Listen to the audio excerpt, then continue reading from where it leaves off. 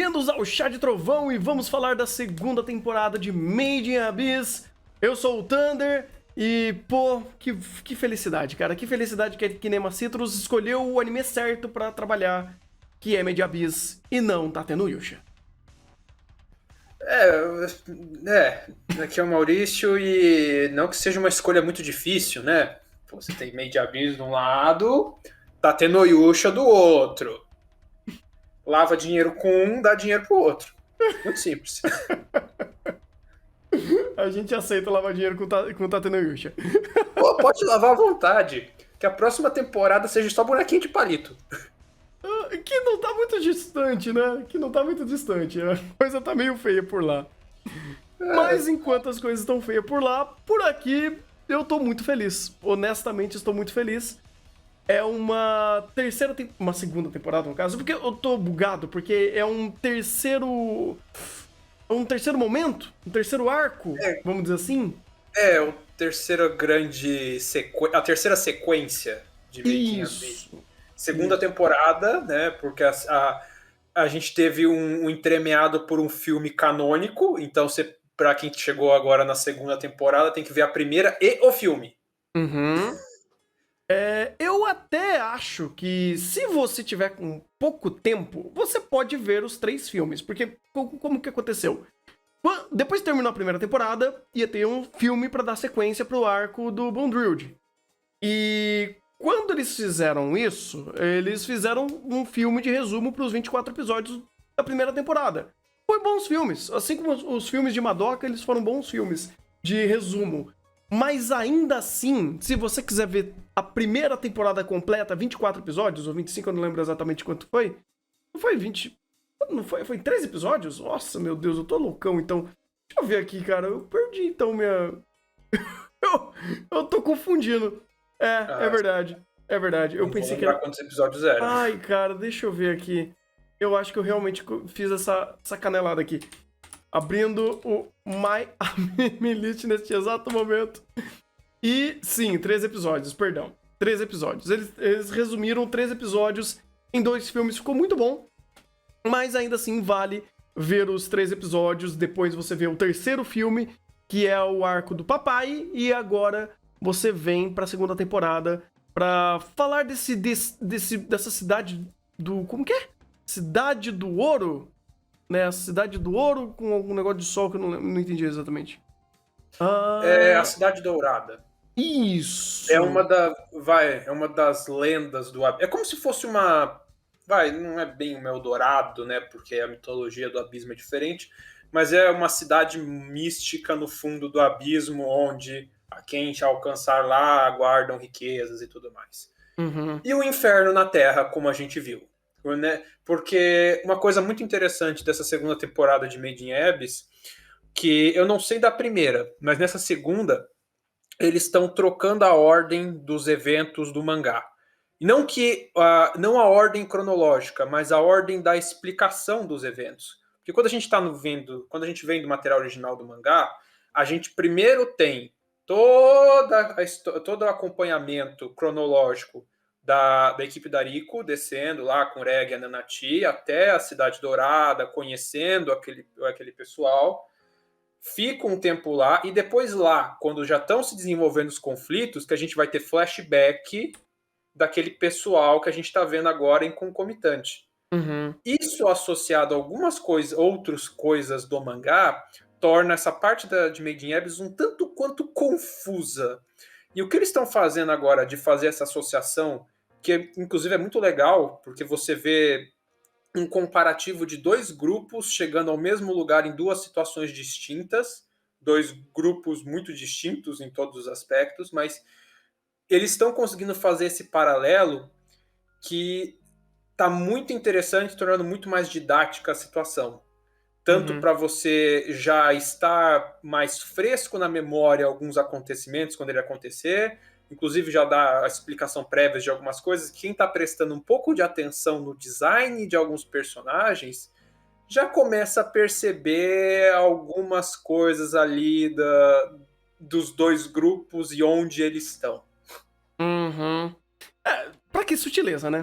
Eu acho que a Sim. sutileza aqui ela é descartada porque se a gente já tá contando uma prequela, a gente já sabe o que é Made in Abyss e a gente sabe o que é o abismo, pra, no mínimo, cada um daqui ou ter morrido ou se tornado uma criatura monstruosa por conta do véu do abismo, é um 2.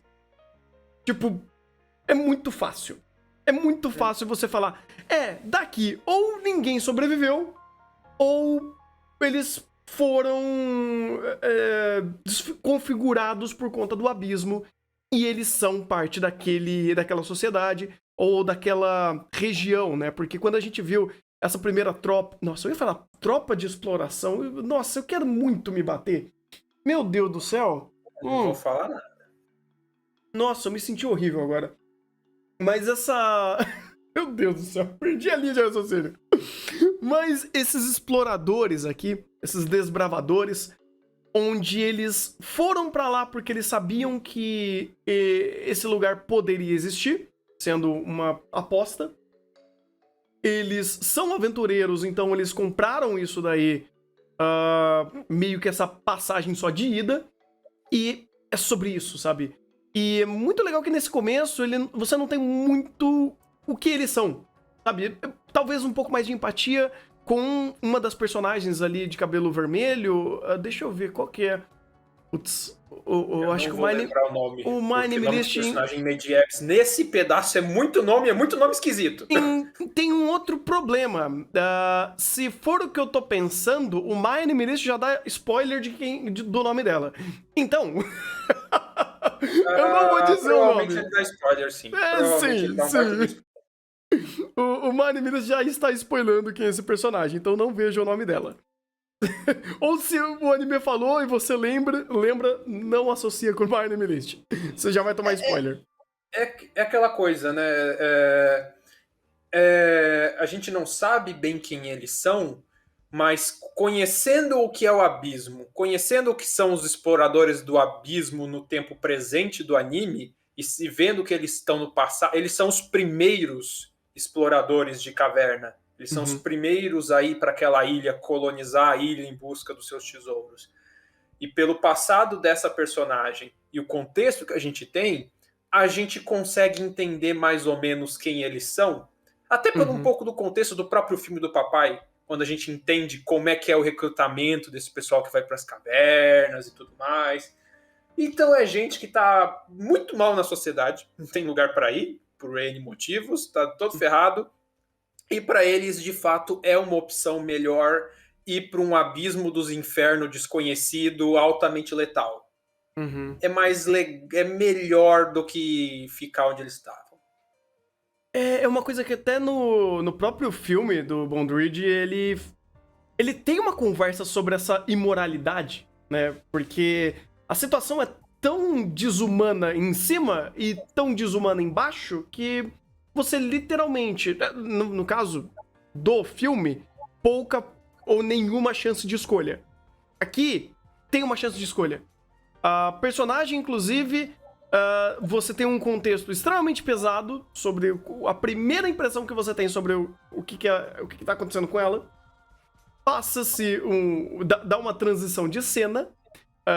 Você entende que ela foi ajudada. Eu acho que a embarcação que ela tava deu algum problema e essa galera apareceu pra... Eu não lembro se era pra pilhar o barco ou fazer alguma coisa do tipo e acharam ela em uma situação meio que complicada, sabe? Quase morta. E aí ela entrou pra embarcação. Eu acho que é alguma coisa assim, eu não me lembro muito bem. A nossa memória também tá falhando, mas eu vou deixar rolando aqui. A embarcação que eles... Ela era meio que escrava do carinha lá, o estereótipo do... Como eu posso usar a palavra aqui? Tem até uma sigla em inglês que eles usam pra isso, né? O Angry Bastard, não sei das quantas. Ugly B, começa aí. O estereótipo desse cara. Ela era vítima desse cara. Esse cara era um ladrão, aparentemente um explorador ali dos oceanos. Achou um barco abandonado de um cara que eles depois descobriram que tinha ido explorar o abismo. né, numa equipe que estava toda destrupiada ali, com certeza consequência do abismo. Com isso, esse cara meio que tipo, opa, o lugar parece interessante. Daí ele pegou essa escrava dele e beleza, você não serve para nada, nem pro que eu faço com você como eu te uso. E aqui entenda que o grau de depravação de Made in Abyss está bem alto aqui. E o grau de pesado aqui está bem alto. De problema, na verdade. Então eu vou pegar você e vou jogar nessa expedição que tá indo lá pro fim do mundo, porque quem sabe você não descobre um tesouro e me deixa rico. Era Se eu isso não me aí. engano, é algo assim. É alguma coisa assim mesmo. É alguma coisa assim mesmo. Mas, assim, pô, contextos pesados de Made in Abyss normal pra ele fazer esse tipo de coisa. E aquele negócio, aqui, beleza, o cara é depravado, ele é um problema, ele é um lixo de pessoa, sim. E isso daí é retratado da forma condizente, sabe? Não se passa pano pra isso. Não se Isso passa é ótimo. pano, exatamente. Ele é vilanizado, ele é uma figura grotesca de propósito. Tudo bem, eu sei que isso pode meio que soar como facilitando a introdução de personagem pra você criar já uma empatia com ela. Mas é pra isso. Querendo... Apesar de que é aquela coisa. Ele também tá setando. É que isso já entraria quase que como um. Ele tá setando, sem dar muito spoiler, ele tá setando alguns aspectos de moralidade de algumas coisas que depois vão bater lá na frente. Porque existe outro grande problema que a gente vai ter nessa temporada aí de uma outra coisa muito complicada. Mas isso é spoiler, eu vou deixar o anime contar. Não, perfeito, perfeito. Porque assim, querendo ou não, moralidade sempre foi uma coisa que o autor de Made in Abyss sempre fez malabarismo com facas, vamos dizer assim. Ele sempre joga uma faca pro ar e pega ela e você fala, opa, quase pega na lâmina. Às vezes ele pega na lâmina e joga de novo. E ele fica fazendo esse malabarismo e você fala, opa, cuidado. Tanto que é uma coisa que a própria produção faz isso, faz a faca ter menos corte quando ela joga pra cima, porque você fala, opa, peraí, a gente vai ter uma cena de abuso, a gente vai ter uma cena que vai colocar um contexto sexual pra alguma criança ou algo do tipo, e você fala, isso é problemático, mas eles conseguem pelo menos contornar com um pouco mais de...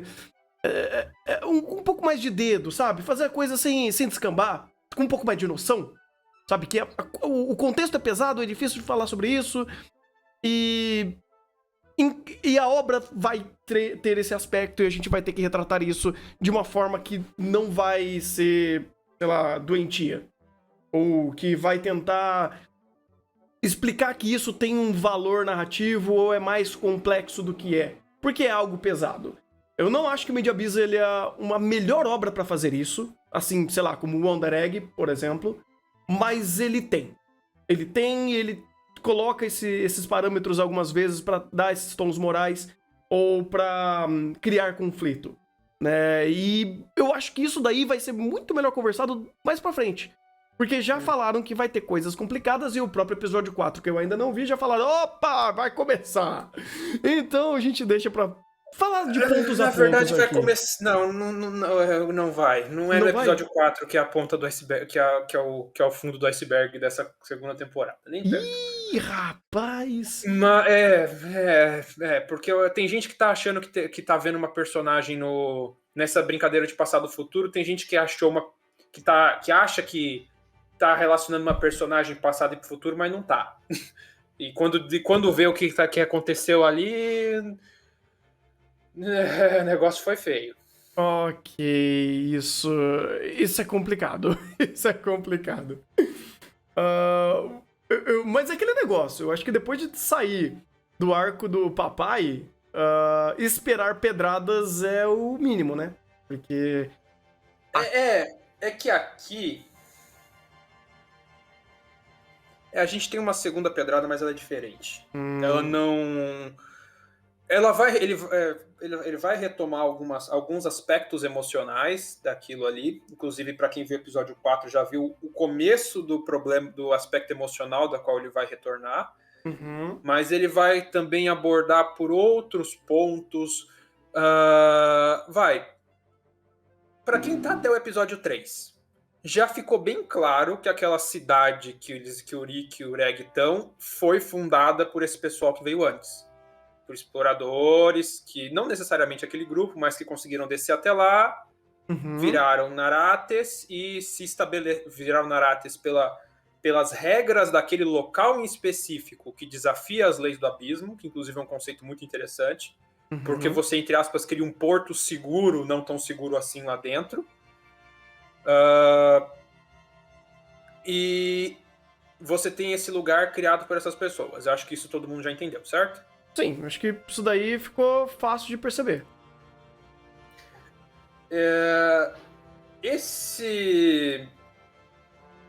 Essa questão desse lugar ter sido criado por essas pessoas traz algumas consequências e vai pegando um pouquinho aí do que a gente já está vendo nesse episódio, a gente já consegue entender parte do processo no qual essas pessoas se tornaram Narates, né? O próprio funcionamento da vila explica muito isso e o cerne de como essa vila se formou do jeito que ela é hoje vai ser o grande problema da temporada. Mas isso é outra história. Mas pegando pelos fatos que nós temos agora, sem os spoilers, já dá para começar a entender alguns aspectos bastante interessantes desse novo grupo de Narates, que, diferentemente da Nanati, que ela se tornou esse ser do abismo como recebendo a bênção, né, de outra pessoa que se sacrificou por ela. Ali os Narates já estão aparentemente por outro motivo. A gente vê muito a questão do valor ali, que é um aspecto bastante interessante, né? É uma vila onde tudo é precificado e você tem um sistema onisciente que julga e observa a todos. Isso não impede que ocorram crimes, mas faz com que todo crime seja adequadamente julgado, entre aspas, e recompensado. O que gera uma dualidade muito interessante, porque você tem esse lugar que ele é ameaçador da sua forma, onde você tem esse bando de criatura bizarra, muitas vezes com formato sugestivo, da qual o nosso grupo principal quase nunca consegue se comunicar. Ele se comunica com muito pouco, eles conseguem se comunicar com muito poucos ali dentro. E o resto dessas criaturas, elas sempre têm um comportamento meio esquisito, muitas vezes até ameaçador. Ao mesmo tempo que esse mesmo lugar traz um porto seguro, tanto por ser um escape da maldição do abismo, quanto por esse sistema de valor que tudo regula lá dentro e impede que ocorram, entre aspas, injustiças, ou que pune cegamente, né? Pune de forma, entre aspas, justas as injustiças daquele lugar. É Uhum. um conceito bastante interessante. Sim, ele vai, de uma forma direta, lembra um pouco o conceito da troca equivalente de Fullmetal, mas aqui ele é um conceito muito interessante porque essa troca equivalente é equivalente a quê? Sabe, é Equivalente muito... ao valor subjetivo que você deu para aquilo. Exato, exato. É muito interessante como isso já começa a ser colocado de uma forma que você fala, pera, tem muita regra não dita que torna isso muito mais até creepy. Porque você olha todo o ambiente e já começa o que, cara, essa cidade, a ambientação dela é medonha. É creepy de um jeito maravilhoso, porque você olha o começo do episódio, né? Eu acho que até do episódio passado que eles estavam... Eu sei que a gente tá indo do final pro começo, mas não tem problema. Aqui a gente vai A fazendo ordem as vai ser coisas... caleidoscópica, A gente. Me ordem sempre desculpa. é. Não tem problema. Mas quando você começa a ver que...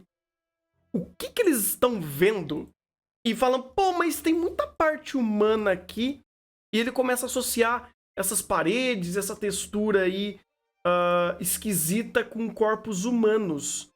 E o lugar muda drasticamente depois que eles vão pra ponte, Porque vira essa textura meio esbranquiçada, rosa com vermelho, com marrom, e parece uma argila, mas é pedra, e é uma textura esquisita. E quando logo no começo eles falam, isso tem um monte de parte humana e osso e carne aqui, aí você, peraí, isso tá esquisito, né? No mínimo esquisito.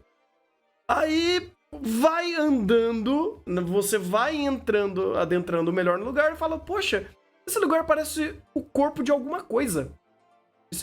Porra, essa cidade, ela possivelmente pode ser o corpo de um bicho gigante deformado que gerou essa própria... essa quebra da regra do véu, do abismo aqui, e com um funcionamento próprio. Mas, de novo, é sutil. Ele não te explica ainda. Ele vai te dando essas informações aos poucos e você vai pegando essas informações e podendo concluir tais informações. Porque o que ele explica é a regra da troca equivalente do dinheiro. Agora, o que ele deixa no subtexto do que é tudo isso e de como essas regras aplicam ao cenário, aí, cara, sua mente explode. Sua mente explode. Você fala, porra, eu não sei o que é, mas eu tô ao mesmo tempo. Você não sabe, mas tá no caminho certo. Sabe? É muito louco, cara, porque Made in Abyss, ele tem esse poder de fazer isso. Você chega num novo ambiente, existe uma história atrás desse mundo, atrás desse lugar, atrás do porquê as coisas são assim. Eu achei muito legal, até voltando um pouquinho, até do próprio episódio 2, quando eles falaram dos ovinhos lá, que, vamos cozinhar uns ovinhos aqui, né? Nossa, aquilo é fantástico. Cara, coerência de mundo, de um jeito. Cara, é quase estúpido de quão coerente é. Porque, olha, a gente tá num lugar que tem essas erupções causadas por aqueles bichos, e você olha o cenário, e o cenário completamente deformado ao ponto das erupções. Ao ponto daqueles dragões malucos e que explodem. Você fala, mano, que coisa linda. Porque o cenário te conta uma história, ou melhor, ele te dá um setup. Aí vem uma backstory, você conecta ele e ele faz sentido. E aí você começa a reparar um monte de outros detalhes e você fala, poxa, então isso se conecta a um efeito de um animal que tá nesse ambiente e ele muda a geografia daqui. É maravilhoso. Não só isso, mas o próprio lugar, né? Made in Abyss. Cenário e ambientação em Made in Abyss é fantástica. Arrisco dizer que é uma das melhores ambientações de anime que a gente já viu, se não for a melhor. Sim. Made in Abyss já tem essa ambientação fantástica das fossas abissais. Muito aqui remete... acho que eu já falei isso em Chá da primeira temporada.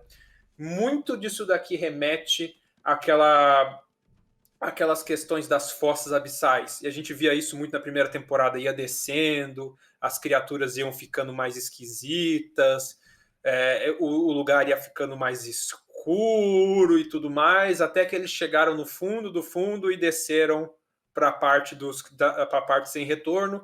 Aqui é uma parte clara, mas ainda mantém muito da estética dos organismos abissais. Tem muito a questão do vulcanismo, que também acontece muito em fossas abissais. E tem a questão de coerência interna de organismo. Eu tenho um organismo que vive nesse lugar, cheio de atividade vulcânica e bicho que taca fogo, explode fogo e queima. Esse bicho é resistente a calor. Você pode cozinhar ele à vontade, que ele não vai morrer.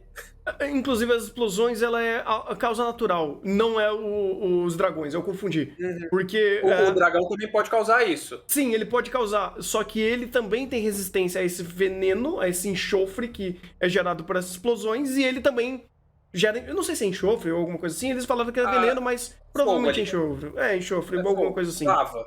Uhum. Então, meio que uma coisa conecta na outra, sabe? Você não viu acontecendo, mas eles te dão informações que eles têm, e você olha um cenário e você cruza. Por isso que eu até confundi.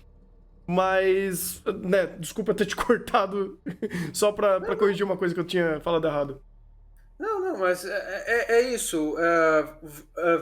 Muito bem reparado e muito bem colocado. A gente já falou isso nos chats da primeira temporada e volta a repetir aqui. Cenário em Made in Abyss conta muita coisa. Cenário aqui conta muita informação. E por mais bizarro e grotesco que sejam muitas das coisas de ambientação e design aqui, tirando os bichos com tentáculos de formatos sugestivos, que aquilo ali é muito diagnóstico de outra coisa. Mas quando você tem as. Hã? Não, tipo, eu entendi. De resto, quando você pega as criaturas do abismo em si e toda essa ambientação de cenário, Made in Abyss quer te passar e te passa muita informação com relação a isso. Nesses 3 episódios, já 2 pontos de destaque, como eu já falei. Agora, essa questão da ambientação desse lugar aí, que, legal ser claro e dourado, né? Você tem todas essas ruínas de uma sociedade perdida, de um lugar perdido, nesse ambiente claro, meio amarelado e tudo mais. A cidade dourada perdida, que é o inferno perdido aí embaixo. Uhum. Ao mesmo tempo que você tem toda essa ambientação abissal dessas criaturas, coerência interna, e como o Thunder muito bem reparou, quando a gente muda o cenário e vai para a vila, você tem esse cenário que é muito distoante, muito presente no vermelho, é uma textura de vermelho diferente, é uma textura que não é igual a nada, nem nada daquele cenário que a gente vinha outro. Parece aquela textura de massinha que você misturou várias cores, mas ainda não homogeneizou.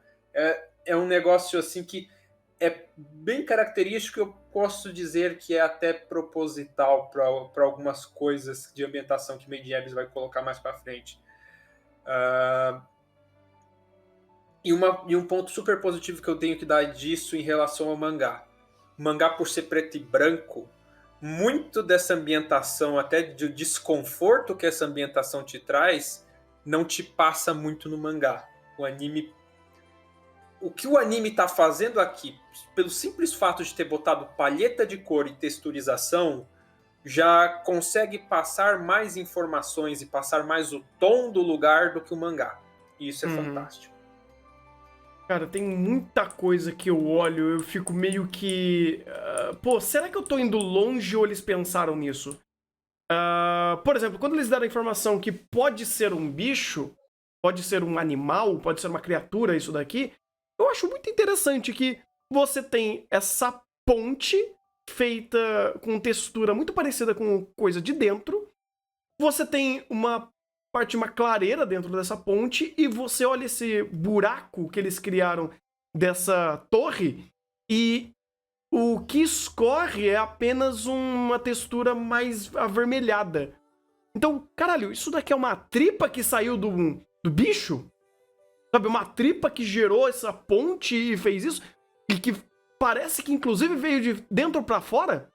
Por conta como se esse bicho redondo, esse pilar redondo estivesse sangrando e você tivesse um buraco ali. E é interessante, por exemplo, você pega esse buraco, parece que aquelas rebarbas que estão por conta do buraco, elas estão pra fora. E a ilha, aquela pequena ilhota no meio da ponte, ela parece que tem uma curvatura, né? Como se tivesse uma cuia ali, né? Algo que tivesse pressionado. Então você começa a olhar e fala, caraca, então isso daqui, alguma coisa de dentro pra fora, bateu, soltou e jogou essa tripa pra fora, virou essa ponte e essa coisa se solidificou. Tipo, ele com pouca informação, com um cenário que você para pra prestar atenção, você começa a ficar viajando nas ideias, porque ele te dá essa margem. Você pode eu vou pensar. deixar sua imaginação correr solta. Pois é. Querendo ou não, a gente vai ver a explicação da fundação dessa vila. Até pela dinâmica passada e presente, uma hora eles vão juntar as duas dinâmicas e vai ser muito interessante. Pois é, eu fico muita nessa, coisa cara. vai se explicar. Eu não gosto de ficar fazendo CSI aqui, ficar fazendo um monte de teoria, mas Made in Abyss ele me permite. Porque ele diz que isso daí é uma parte vital da própria experiência. Da experiência dos nossos protagonistas e nossa. Porque ele fazia isso a todo momento.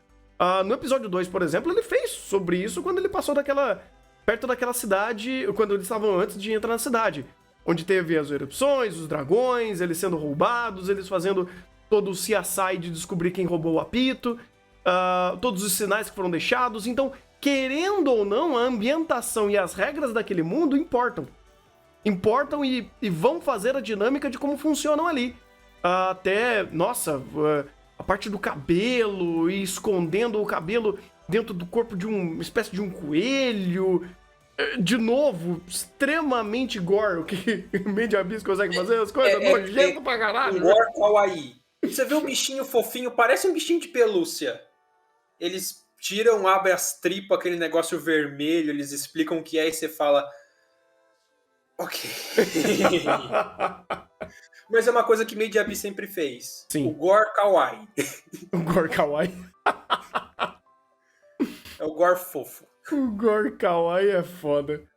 É o que Made in Abyss fez, tô mentindo? Não. Ele sempre fez isso. O gore kawaii é complicado, cara. É um termo novo, inclusive. É um termo muito pra ele. Inclusive, inclusive, pegando esses 3 episódios e você entendendo quando ele te dá as regras da vila, se você olha em retrospecto, você entende que quem fez isso não é ninguém da vila. Uhum. Quem pegou o apito não foi ninguém da vila. Tipo, foi falado nesses episódios que eles não podem sair de lá, não é? Eu acho que era alguma coisa assim. Uhum. Eu acho que eles não podiam sair. De novo, eu poderia ter pego pra meio que anotar todas as informações, porque querendo ou não, cara, parece que não, mas Made in Abyss tem informação pra cacete. Eu também devia ter feito isso, muita regra que você tem que ficar lembrando. Muita regrinha que, se você passa despercebido, não é que não faz sentido, mas talvez você crie uma conclusão errada. Porque a regrinha importa. Importa. Importa pra caramba, porque se você tá nesse ambiente bonito e desconfortável, seguro e perigoso, ainda com esse mistério. Uhum. Quem foi que atacou eles à noite e atacou, mas não quis matar, não quis ferir, quis atrair eles pra essa vila? Uhum. É um mistério bastante interessante e bastante revelador do que tá pra acontecer aí, de muita coisa. Pois é umas coisas muito loucas, cara, porque por mais que você esqueça algumas regras de mundo, porque Cloyster, simples assim, eu falo com propriedade, mas você não deixa de entender. Você talvez não entenda, mas compreenda, ou não compreende, mas entende. Eu acho que eu tenho um pouco disso tudo, porque quando você esquece de alguma regra que ele te falou, ele lembra a regra. E ele faz acontecer da forma que ele anteriormente te explicou. Made in Abyss não esquece as regras que ele te passa. E aí, quando ele faz o 1 mais 1 virar 2, você... é verdade. Isso existia. Isso era assim. E aqui, por exemplo, legal. Alguém pegou o apito, levou pra lá dentro. Né? E não pode roubar lá dentro. E talvez não possa sair.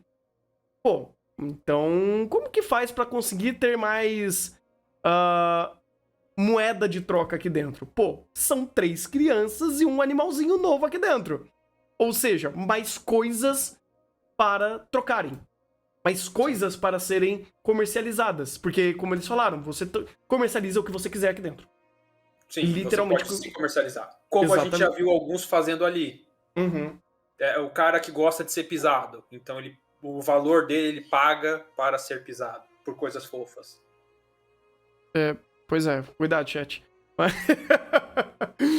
Isso existe em eventos de anime, inclusive, mas enfim, depois um dia a gente fala sobre isso. Mas é interessante porque, legal, quando você não sabe, e é uma coisa que eu gosto quando obras de mistério fazem, porque isso tem valor. Você não sabe o que é, mas ele te dá indícios. Que pode ser que sim, pode ser que não, que essas pequenas microteorias que você vai fazendo pelas informações ditas até então e pelo que você conseguiu concluir, ele vai te dando essas arestas de interpretação. uma história de mistério, uma história que quer trabalhar com mistério, ele precisa fazer isso. Ele precisa te dar informações que são palpáveis, testáveis em um nível micro dentro das ações que estão sendo tomadas e deixar uma série de arestas que elas podem ter ou não coerência dentro das informações dadas até então. Obrigado. O gato tá querendo morder meu computador.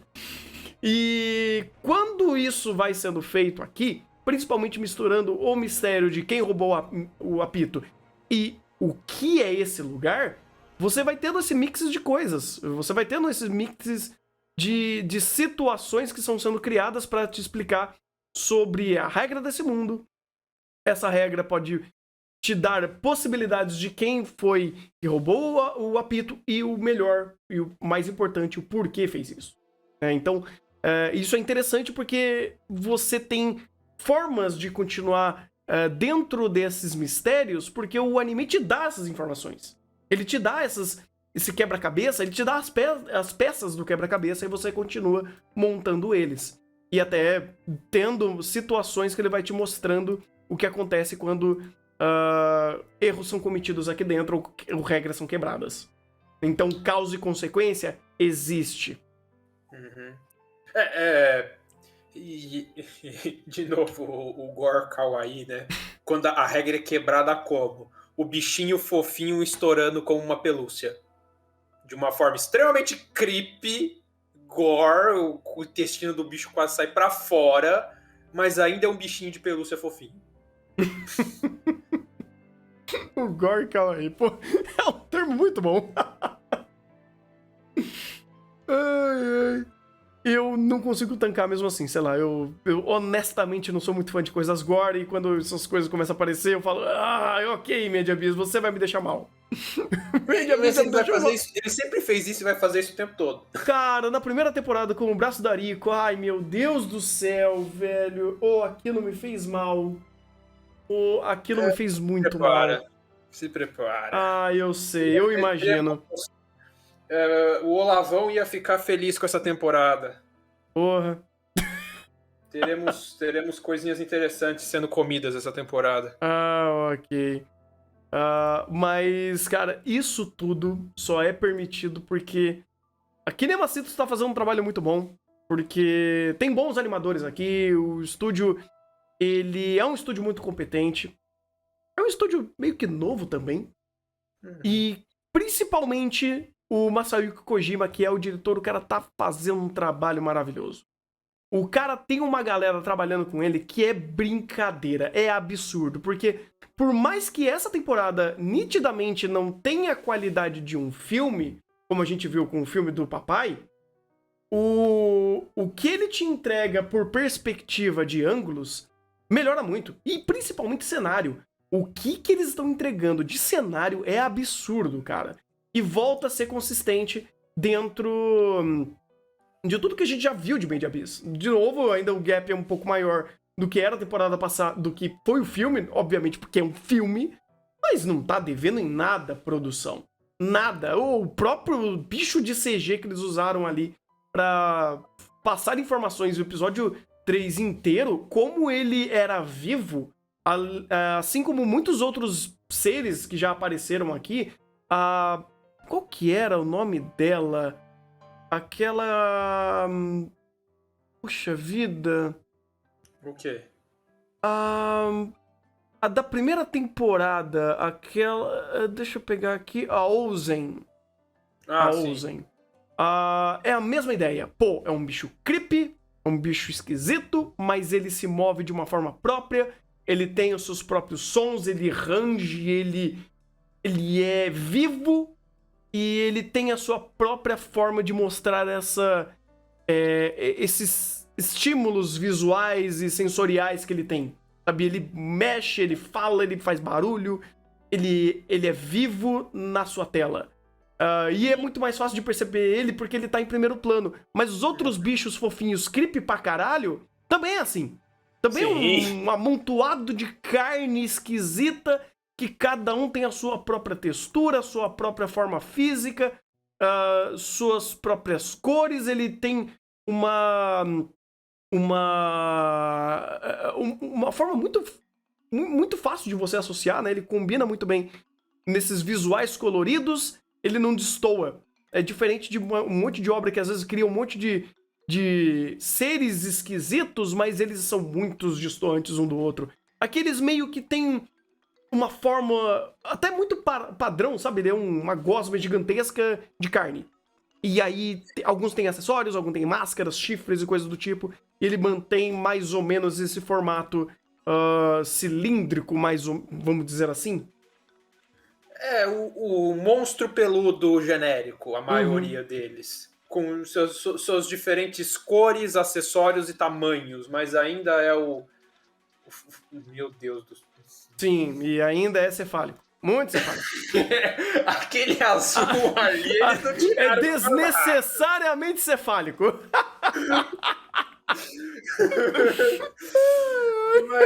Mas é interessante que, tipo, até o fato desse bicho ser em CG, ele destaca, tem um valor narrativo. Todo mundo aí, ele é essa criatura de destaque, ele é diferente de todos os outros, porque, como era explicado, ele é um gás. Então, durante a conversão dele para Narati, ele perdeu o corpo físico e virou um gás. Então, a gente vê... Isso é literalmente uma carapaça envolvendo o corpo dele. E faz muito sentido ele fazer esse monte de sons e tudo mais, porque é gás se movendo por todas essas cavidades e tudo mais. E o fato também de ser essa criatura diferente já te traz um peso narrativo de destaque, tipo, este personagem é importante, tanto pelo design diferente, quanto por ele ser um dos únicos que fala a língua humana. Você já começa a perceber, já desde aí, alguns padrões de moralidade muito interessantes, que depois vão ser colocados mais pra frente. Você não quer se vender um corpinho aí, um órgão e tudo mais? Eu tô interessado em corpo humano, principalmente de criança. Made Abyss, ele sendo sutil como um tiro de espingarda numa porta de plástico, né? Porque... De vidro. De vidro. Caraca. Porque ele sabe que ele quer falar de assuntos super delicados, mas é aquele negócio, é delicado pra gente. Pra aquele mundo, é natural. É pior que natural. É pior que natural. Ok. Eu fico muito bugado com o Made Abyss, porque ele pega meu senso moral e bate na minha cara. Fala, pô, ok, isso gera incômodo. Mas pra esse mundo, ele tem uma certa naturalidade. E é tanto pra coisas de assuntos mais delicados, quanto por assuntos mais leves. Pô, vamos comer uma comida aqui? A gente abre um ovo, que tem uma carapaça blindada, e a gente frita esses bichos que ainda estão vivos. Mas eles não morrem por conta que a gente tá fritando porque eles são resistentes ao fogo. E vamos comer. E tá tudo bem. Ou então... E daí você tem essa cena super creepy deles comendo bicho vivo. E fritando, empanando o bicho vivo e ele ainda tá vivo. E depois a gente entra na Vila dos Narates, a gente vê a comida toda esquisita e ainda é creepy, ainda é estranho, ainda é nojento, ainda mais pelas moscas em todo lugar ali. Só que dessa vez o resultado entre aspas, seria o que de acordo com o esperado. Não desceu bem. Mas você tem quebras de expectativa. Ele te dá o teor certo do que é o creep benéfico e o maléfico, vamos dizer assim. O que vai te fazer mal, o que vai te fazer bem. E aí, não, beleza, vamos comer essa coisa esquisita, porque a gente só pode comer essa coisa esquisita aqui. É esquisito, tem um monte de mosca e foda-se, vamos lá. Sabe, tamo no rolê, vamos aproveitar. E por isso que eu fico meio que dosando essas coisas esquisitas que ele faz, pro bem e pro mal. Porque pra eles é tudo meio que normal. É tudo meio que, pô, tudo é diferente, tudo é novo, tudo é esquisito e bizarro à sua própria maneira. E vamos experimentar, vamos entender, vamos fazer isso acontecer e entender os processos. Algumas vezes por questões preocupantes, e outras é só muito creepy pelo próprio conceito de você comer um bicho vivo. Ou tantas outras coisas. Ou os caras, não, vende uma parte do corpo, sabe? Vende um órgão, um braço, um olho, tá tranquilo. Ou o cara, não, qual é o preço de cada um aqui? Um ele gosta de bichinho fofinho. O outro ele paga pra você cortar ele, pra ele te cortar. Quê? E aí você vê o bicho todo laminado, com carne dentro dele. Design de personagem. O design, de novo. Design em Medieves de cenário de personagem diz muito. Num lugar onde você tem um monte de bicho genérico, alguns se destacam. E esse destaque faz sentido. Ele te conta a história por trás daquele bicho, daquela criatura, daquele ambiente. Tudo é muito bem pensado aqui. E é louco, cara, como tudo isso ele é normal. Ele lida com isso de uma forma muito natural. É natural desse lugar ser assim. É natural de todo mundo que tá ali viver dessa forma. E quando você enxerga isso de uma outra ótica nossa, é louco, porque o choque é inerente. Existe, dois choques aqui. O choque dos personagens, que eles estão muito mais naturalizados com coisas esquisitas e bizarras, e o nosso choque. Né? Obviamente, o choque do espectador, ou o contraste do espectador ao mundo, ele é muito de pessoa para pessoa. Eu, particularmente, fico feliz que Made in Abyss continua me chocando de formas positivas. Positivas no sentido de ele me choca porque ele é uma história muito bem contada. Ele é uma história muito bem concebida e tem muitas qualidades narrativas e de produção para fazer ele fazer esses choques de visuais e conceituais. E aí você tem o meu lado, que aí é meu, tem o lado dos protagonistas, que a gente já conhece, eles têm um bom tempo, e vendo eles lidando com uma situação dessa, vivendo situações bizarras, e o próprio ambiente que tem a sua própria normalidade. Sim. É louco, cara. Nossa, Made in Abyss ainda me instiga de um jeito maravilhoso, e essa temporada começou muito bem para introduzir esse novo lugar, esse novo normal dentro do abismo, né? Que é um lugar que ele é estupidamente perigoso. Estupidamente perigoso e deixa toda esquina que você vira em Made in Abyss, você fala, vai dar merda. Mas é aquela... Desde o primeiro episódio da primeira temporada, esse é o sentido de Made in Abyss. Bonito, interessante e altamente letal. Ponto. Sim. E é legal como, por exemplo, ele traz algumas coisas que poderiam ser facilitadores, mas é literalmente, se você não for overpower, você morre aqui. Literalmente, se a Ariko não tivesse o Reg e a Nanati, já tinha morrido na segunda camada. Ela já tinha morrido. Principalmente com o Urego. Se ele não tivesse lá, ela já tinha morrido faz muito tempo. Muito tempo. Sim. Impossível. E isso que ela tem um grau de conhecimento alto. Mas conhecimento não te garante sobrevivência no abismo. Exato. Isso é uma coisa que eles mostram a todo momento. Exato. Porque esses três, cada um tem suas peculiaridades, eles se juntam e conseguem fazer o negócio funcionar. Mas se você não for overpower, você não sobrevive aqui dentro. É simples. E cada um tem a sua própria forma de ter alguma coisa quebrada. Né? A Nanati é estupidamente resistente. O Reg, ele é um androide vivo que consegue quebrar um monte de regra do abismo. Principalmente de locomoção vertical. Sim. E vai. A Nanati também consegue, não consegue? Ela não é afetada pelo véu, mas ela não tem tanta utilidade quanto o corpo do Reg. Porque ele literalmente tem um grappling hook na mão. Agora um só, no caso. Mas ela consegue sobreviver ali porque ela já é essa criatura do abismo. Então o véu não machuca ela. Eu não sei. Aí, de novo, pequenas regras que eventualmente eu vou esquecendo. Criaturas do abismo, né? Os animais do abismo, eles não são afetados pelo véu. Ou são? Até onde eu lembro, não. Pois é, eu também não sei.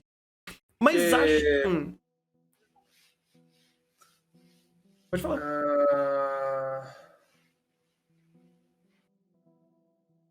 Eles conseguem ver o véu do abismo, sim. Isso a gente já lê. Isso até a questão da Nanati, que foi o conflito quando eles conheceram a Nanati, do bicho lá que previu o futuro. Uhum. O véu afeta ela. Ela consegue ver e evitar. Obrigado por lembrar. É verdade. Ela consegue ver.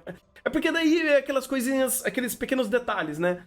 Ela não é que não afeta, mas eles são resistentes e adaptados ao lugar dos bichos nativos às regiões do abismo. Agora, a Nanati, por ela ter se transformado, ela tem uma resistência muito maior e ela consegue ver o véu, e para isso ela tem essa naturalidade de conseguir se esquivar de lugares com mais pressão do véu. Então faz sentido. Mas, cara, é lindo. É lindo, é lindo e tenebroso. É lindo e desconfortante. É lindo e me deixa apreensivo a cada episódio, a cada momento. Eu amo como o Made Abyss consegue te tragar a esse mundo belo e perigoso, cara. Eu fico fascinado. E nessa segunda temporada, tô muito feliz que em 3 episódios ainda tá muito consistente a produção. Estão indo muito bem, com calma. Eu gosto como eles vão explicando cada coisa ao seu tempo e vai dando passo a passo para você ir entendendo processo por processo. É muito legal como eles são muito didáticos a te ensinar o que é esse momento que eles estão vivendo. Sim. E ensinar o momento que eles estão vivendo, e no caso dessa segunda temporada, ao mesmo tempo que conta a história de um outro grupo no passado que chegou nesse lugar, e como a direção faz um trabalho fantástico de fazer os paralelos para você literalmente fazer as transições de passado e presente desse grupo, e fazer as conexões de tipo, então, a gente vai te contar a história de como isso aqui surgiu. Mas enquanto a gente está te contando essa história, vê esse pessoal interagindo nesse lugar. E presta atenção nessas duas partes, porque um complementa o outro. Sim. E isso ficou mais pro primeiro episódio mesmo, né? Porque o segundo e o terceiro foi mais, de fato, pro time da Rico. E o pouco que ele mostrou, vamos dizer assim, do primeiro episódio, já foi incrível, cara. Porque ele mostrando como eles foram chegando lá, que eles foram perdendo algumas pessoas no processo, como eles literalmente testaram o que era aquele novo lugar que eles nunca tinham visto, e até o pouco conhecimento que eles tinham do lugar. Cara, eles conseguiram ir muito longe.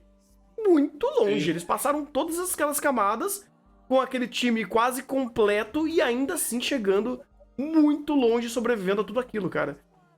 É maravilhoso. É maravilhoso. É muito intrigante também como eles conseguiram passar tudo isso e mostrar que eles tinham um potencial absurdo de exploração para conseguir chegar naquele nível do abismo, né? Tanto que, pô, tem tantos outros apitos que morreram no processo, e nas camadas que eles chegaram, até depois da cidade do Bondrewd, você só chega lá com apito branco. Ou com algo que tenha esse mesmo poder. Eu não lembro, inclusive, eles falaram que aquele mecanismo da bolinha, né, que desce, ele é um mecanismo que funciona só por conta do apito, né? Que é um tipo de relíquia daquele lugar. Eu não lembro muito bem. Tem algum lance, inclusive, do apito ou dessas relíquias. Eu não sei se eles vão explicar melhor nessa temporada. Porque o conceito de apito, ou essas relíquias que são os apitos, é muito mais antigo do que o próprio Bondrewd. Eles meio que já estão começando a explicar. Quando o apito da Rico é roubada, eles vão pra vila e a gente vê primeiro a cena de tensão. Pô, esse negócio que gerou, que é fruto de tanta dor e sofrimento, está sendo quebrado. Ao mesmo tempo que a Ariko fala, não, tá tudo bem. Não tá, ele não tá fazendo mal a ela, e aquele bicho esquisito fala, então, o apito, isso é um apito. Ele precisa ter a função de apito e os poderes dele vêm com a função de apito. Ele precisa produzir som.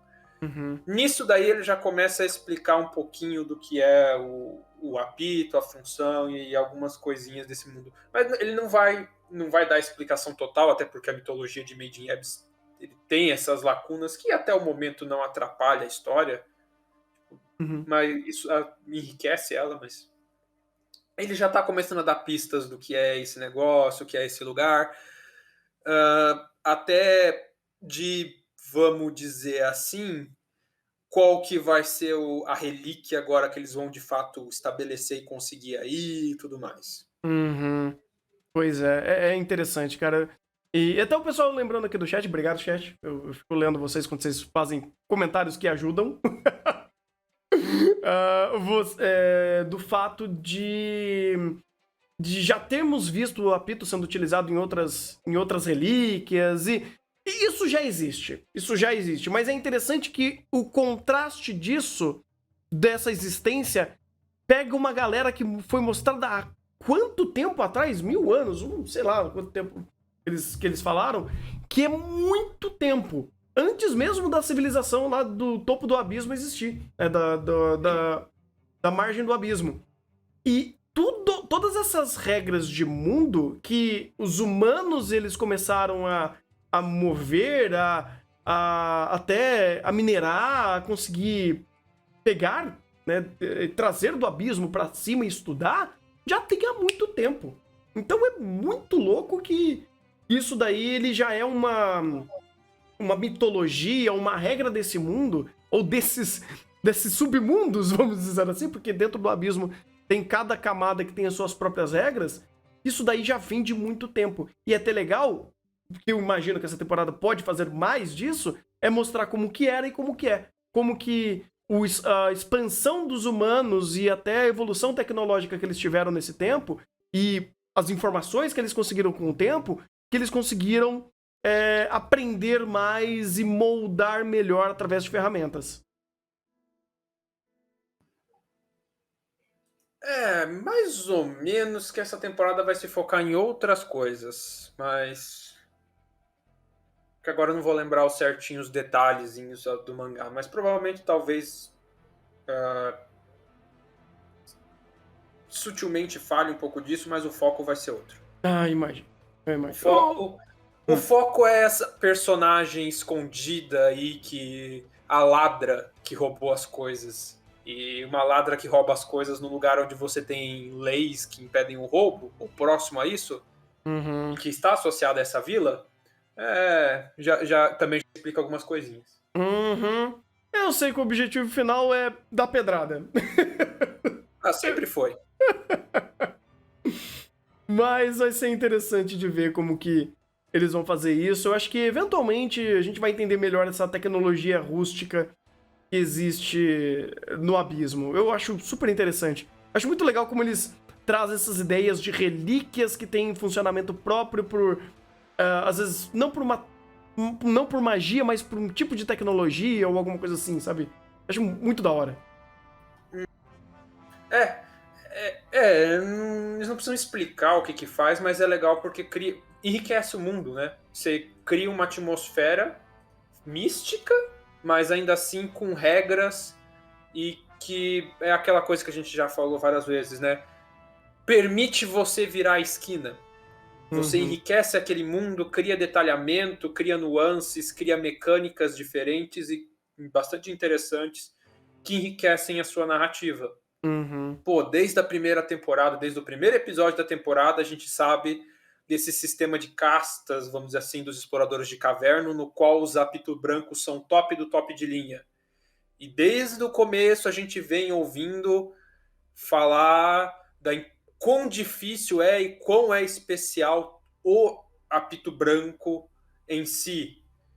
A gente vê depois no filme como um apito branco surge, a gente entende quão doloroso e traumático pode ser esse processo. Uhum. E agora a gente entende como a gente vai estar entendendo como um apito branco toma forma. Exato. E uma coisa que eu ainda quero que me respondam. Como que caralhos tem sol do 5º nível do abismo? Ah, isso daí é poético. Isso é poético. Isso é poesia. Eu quero saber como que caralhos tem luz natural nesse lugar. É a poesia do lugar, assim, já. É a luz dos vulcões. É um lugar fantástico, assim, sabe? Um dia, quando a gente descer até as Fossas da Marianas, vai ter um lugar giratório lá embaixo, com uma bolinha, a gente vai descer pro centro da Terra, viagem ao centro da Terra e vai estar tudo claro lá dentro. Ai, caralho. É 6º nível, é verdade. Perdão, gente. 5º é do papai. O 6º que é essa camada aqui. É até a 8ª, se eu não me engano, que tem, né? Sim, se eu não me engano, Até a até 8ª. 8ª ou 9ª, não me lembro. Mas, pô, já desceu bastante, hein? Já desceu bastante. Deixa eu pegar aqui rapidinho. Ai, ai. Tem algo relacionado ao campo de força? Cara, eu não sei. Eu não sei. Só que eu acho super intrigante pensar que, pô, legal, puta solão na 6ª camada e na 5ª já tava tudo escuro. Sabe? Tudo. Era literalmente reflexo do reflexo de alguma coisa que iluminava. Aqui não, sabe? Literalmente, puta solão. Você vai, beleza. Não, a questão do campo de força eles até explicaram, que aquela luz, aquele facho de luz do centro do abismo que a gente vem acompanhando desde o começo. Uhum. Então, tipo, teoricamente você está na fonte da emissão dessa luz, então é mais forte e tudo mais. Tá, então tudo bem. Então assim. Ok. A explicação. Eu acho que são 8 mesmo. Pois é, parece que não se sabe também se é até o 8 ou se tem mais. É Mas... que ninguém. Primeiro que do ponto que eles estão, ninguém sobe mais vivo. Ponto. Tem essa aí. Tem essa aí. Tirando a mamãe. A mãe da Rico subiu, né? Subiu. Ninguém sabe direito como. Ninguém sabe. Foi o que Em falaram. teoria, o próprio Arico subiu. Pois é, né? Então, Arico nasceu no abismo. Arico foi Vamos, se a gente for relembrar a primeira temporada, eu acho que ela foi. O Ozen falou que ela foi transportada como um cadáver. Foi. Animado por uma das relíquias do abismo. Foi, ela morreu, foi colocada dentro daquele cubo esquisito, a Ozen subiu ela. Uhum. Bom, isso eu lembro, hein? Pô, parabéns pra mim. Então vai. Conhecemos 2 pessoas que subiram desse ponto do abismo, sabe-se lá como. Uhum. Porque até onde a gente sabe da mãe da Ariko, a gente não viu ela no formato de Narate. E a Ariko com certeza não é uma delas. Um desses bichos. Pois é, e parece que ainda meio tá longe das escrituras que eles receberam. Eu acho que não é bem nessa temporada que vai vir alguma coisa sobre a mãe dela. Não vai. Não. Tá bem longe. Eu imagino. Eu diria, na melhor das hipóteses, na 3ª temporada, que é a parte que estão começando a sair agora do mangá, que eles estão um pouco mais baixo aí. Não, vai demorar. Made in Abyss é semestral, se eu não me cada 6 meses lança um capítulo, se eu não me engano. Vai demorar. Não, tranquilo. Daí, que bom que demore, espero que façam bem feito quando tiver continuação e que continue, né? Pelo amor de Madoka. É uma obra muito boa. Espero que seja um bom arco e continue. Hã? E continue sem pressa. Aproveite. Mature esse vinho que, apesar de ser um vinho muito... um vinho muito depravado, ainda é um vinho interessante, ainda é um vinho legal de se degustar. Pois é. E chat, olha que coisa interessante, né? Se vocês pensarem, Made in Abyss, né? Ele é uma obra muito rica. Não seria muito legal você ter um jogo de Made in Abyss?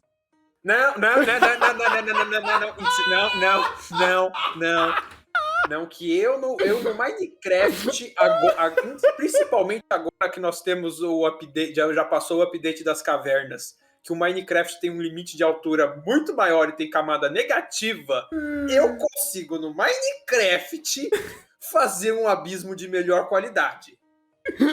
Todos os aspectos, inclusive a comunidade de Minecraft já deve ter providenciado isso em algum lugar, porque os pessoal é ferrado naquele negócio. Não, eu imagino Então, muito a me galera. recuso a deixar você comentar sobre isso.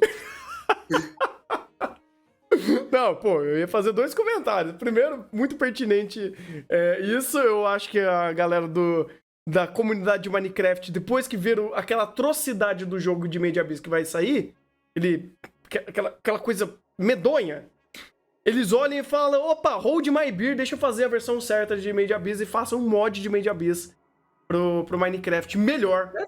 Porque deve ser muito louco se tiver. E a parte boa é que tem um outro Kojima que se interessou em Made in Abyss, né? O Kojima, o Hideo Kojima, ele postou recentemente no Twitter dele que ele tava gostando pra caramba de Made in Abyss. Né? Assim como o Nicholas Recoil, mas até aí o Kojima, talvez ele esteja virando mais otaku do que deveria. Mas, sei lá, sonhar algum dia que tem um jogo de verdade, não sei. Triste fim. Eu acho que, sei lá, a última elogio que eu queria fazer aqui, e obviamente merece, é Kevin Penkin fazendo mais uma sequência de trilhas sonoras maravilhosas pra Made in Abyss. E obrigado, Kevin Penkin, você pode trabalhar muito bem aqui, porque a obra vai saber usar a sua trilha sonora e você vai poder compor boas músicas para serem aproveitadas para fazer toda a composição sonora e ambientação e de um anime excepcional. Então, que bom, Kevin Penkin, que bom que você tá trabalhando Made in Abyss, que bom que Made in Abyss tá trabalhando pra você também. Em primeiro lugar em anos que Kevin Penkin de fato consegue trabalhar, porque antes de Made in Abyss, entre a primeira e a segunda temporada de Made in Abyss foi Tate e Tower of God? Eu acho que foi isso. E teve, quer ver? Foi isso, Tower of God, os OVAs aquela sequência de OVAs do Eden, que é uma obra da Netflix. E Tá, tá vendo ali tá legal, pelo menos. A música tá legal, mas o anime é ok, ele tá ali. Ele existe. E ele fez uma pontinha em um episódio de Star Wars Visions, que também foi muito bom o episódio que ele trabalhou. Mandou muito bem. Então, tirando isso, não tem nada. E ele provavelmente, eu não sei até que ponto, ele vai trabalhar, porque eu acho que eles vão manter bastante da trilha original, que é o anime de Legend of Mana, que vai vir na próxima temporada. E já foi confirmado que ele vai pelo menos fazer abertura e encerramento. E pra minha tristeza, né, porque eu vou ficar muito triste com isso, ele vai trabalhar com a Sayuri Hayami fazendo a abertura, se eu não me engano. Então eu tô bem triste com isso, vocês não fazem ideia. Dá pra perceber pelo seu tom de voz. Pô, nossa, cara, eu tô rojão chorando. aí?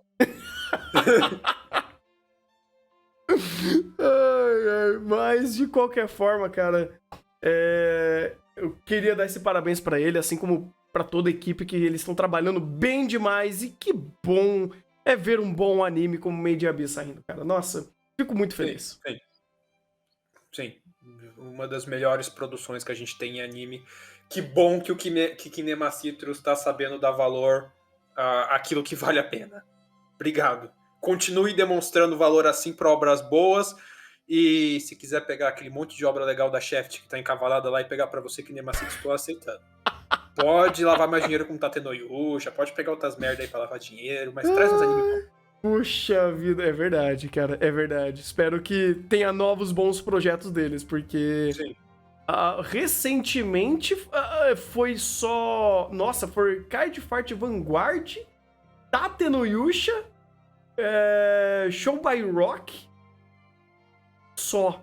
E Starlight, mas Starlight já é mais antiguinho, teve filme, mas eu não acho que vai continuar. Mas eu acho que de franquia nova, assim, duvido que vai vir coisa nova ali. Mas tudo bem, Made in Abyss ainda continua uma qualidade excepcional e a gente fica muito feliz por isso. Sim. E é isso? É isso. É isso.